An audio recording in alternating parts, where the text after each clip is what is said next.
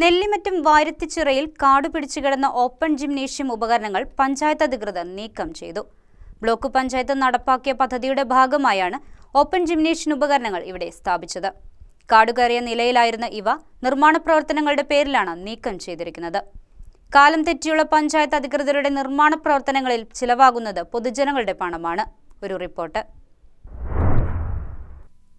തിരക്കിട്ട് തെരഞ്ഞെടുപ്പിന് മുൻപ് ഒരു ഓപ്പൺ ജിംനേഷ്യം തട്ടിക്കൂട്ടുക, തെരഞ്ഞെടുപ്പ് കഴിഞ്ഞതോടെ തട്ടിക്കൂട്ടിയ ഓപ്പൺ ജിംനേഷ്യം കാട് പിടിച്ച് കിടക്കുക, ഏതാനും മാസങ്ങൾക്ക് ശേഷം പെട്ടെന്നൊരു ദിവസം ഉപകരണങ്ങൾ എടുത്തുമാറ്റുക. കവളങ്ങാട് പഞ്ചായത്തിൽ കോതമംഗലം ബ്ലോക്ക് പഞ്ചായത്തിന്റെ പദ്ധതിയെന്നോണം നെല്ലിമറ്റത്തിനടുത്ത് വാര്യത്തുചിറയിൽ സ്ഥാപിച്ച ഓപ്പൺ ജിംനേഷ്യത്തിന്റെ കഥയാണ് പറഞ്ഞുവരുന്നത്. പദ്ധതി ബ്ലോക്ക് പഞ്ചായത്ത് വകയാണ്.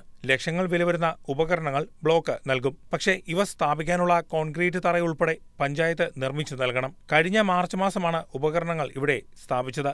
ഏപ്രിലിൽ തിരഞ്ഞെടുപ്പ് വന്നു.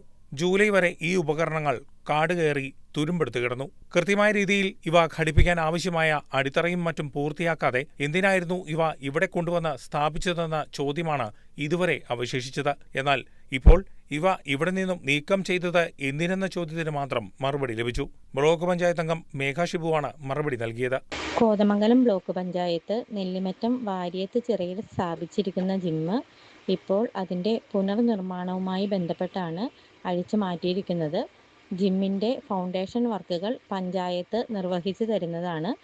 അതിൻ്റെ തറ ശരിയാക്കി ഹാൻഡ് റെയിൽ പിടിപ്പിക്കുന്നതിനായി പഞ്ചായത്തിൻ്റെ കസ്റ്റഡിയിലാണ് ജിമ്മിൻ്റെ ഉപകരണങ്ങൾ അഴിച്ച് സൂക്ഷിച്ചിരിക്കുന്നത്.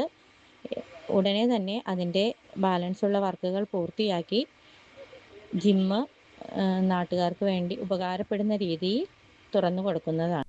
കൊണ്ടുവന്ന് സ്ഥാപിച്ചതും പ്രയോജനമില്ലാതെ കാടുപിടിച്ച് കിടന്നതും പൊതുജനത്തിന്റെ പണം ഇപ്പോൾ അഴിച്ചുമാറ്റി പിന്നീട് സ്ഥാപിക്കുമെന്ന് പറയുമ്പോൾ അവിടെയും ചിലവാകുന്നത് പൊതുജനത്തിന്റെ തന്നെ പണം. അധികൃതർക്ക് എല്ലാത്തിനും മറുപടി ഉള്ളതുകൊണ്ട് കൂടുതലൊന്നും പറയാനില്ല. ബാക്കി എന്തെന്നത് കാത്തിരുന്നു തന്നെ കാണണം. News desk KCV news.